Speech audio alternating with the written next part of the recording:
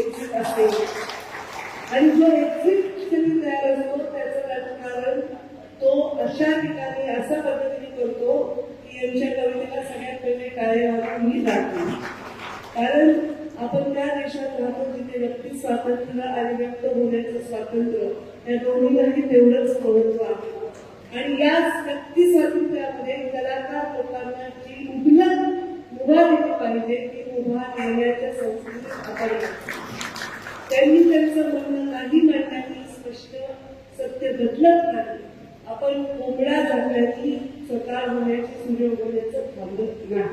आणि म्हणून सकारात्मक टीका ही सुद्धा ऐकण्याची आपली ताकद असली पाहिजे आणि त्याच्यातून सुधारण्याची तयारी असली पाहिजे.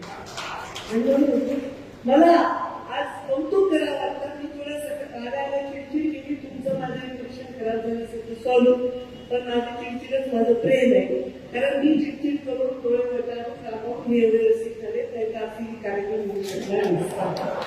तुम्ही ज्यांचं नाव आधी घेतलं कवितेत ते कार्यक्रम म्हणजे त्यांना सवय आहे. गाणे बजावणे नाच गाणे यांची त्यांना सवय आहे. इथे शिट्ट्या बिट्ट्याची मला सवय नाही. कारण माझ्या डोळ्याच्या भागात वाटते की लोक वयस्कर असले तरी पण शिट्टी बायकांनी मारली हे लोक आणि मला त्याचं कौतुक आहे. त्याचा अर्थ असं नाही की शिट्ट्या मारा पण ते एवढ्या फ्री आणि एवढ्या निर्भय आहेत की त्यांना एका वेगळ्याच्या मागे असताना ते संरक्षण मिळाले की त्यांना अभिव्यक्ती त्यांना दाखवता आली. त्याच्याबद्दल माझा वाढदिवस मी साजरा करते कुठेतरी लपून बसते आणि मग ते त्याचा सप्ताह होईल त्याचं वर्षभर कार्यक्रम त्याची भीती असते. मी स्वतःच्या वाढदिवसाला कधीच उपस्थित नसते पण कवी संमेलन असताना मी उपस्थित राहते.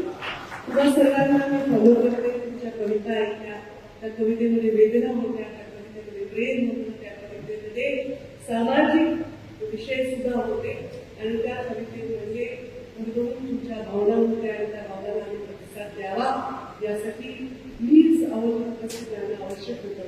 कारण कलेचा आदर करणं ही आमची संस्कृती. तुम्ही अटल बिहारी वाजपेयी जे प्रधानमंत्री होते कवी देखील होते आणि ते त्यांनी कधीही लपवलं नाही.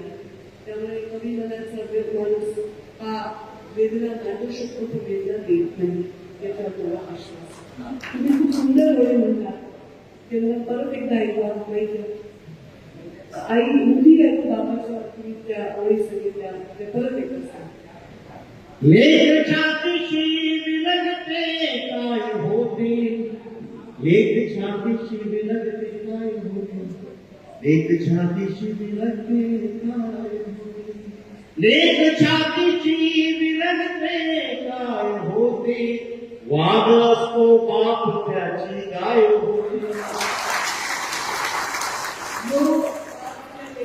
छातीशी घेऊ शकतो आणि वाघाची गाय होते त्या पापाची एक कधीच वाघी पिशव्या करू की हे सुसंस्कृतपणा ही माझ्या राजकारणाच्या पहिल्या पावलाची घेतलेली शपथ आहे. माझा फॉलोअर सुसंस्कृत असला पाहिजे तो रसिक असला पाहिजे. रसिक वेगळ्या अर्थाने घेऊ नका रसिक असला पाहिजे त्याचा संस्कृतीशी नातं असलं पाहिजे. आज मला वाटतं 24 वर्षाचा माझा प्रवास यशस्वी होत आहे. अशी पिढी घडत आहे आणि ही मोठी पिढी माझ्याच बरोबरची पोरं त्याच्याबद्दल खरंच असेल ही पिढी त्याच्यामध्ये योगदान देत आहे. त्याबद्दल त्यांचे खूप खूप आभार मानते. आम्ही तुमचं ऐकून घेतलं. एक माझा कार्यकर्ता कवी आहे त्याची एक कविता घेऊन आपण समारोप करूया. युवराज ये कारण ते कार्यकर्त्याचं नाव लागतं हे सुद्धा त्याचं कर्तव्य आणि आम्ही तुमच्या कविता ऐकून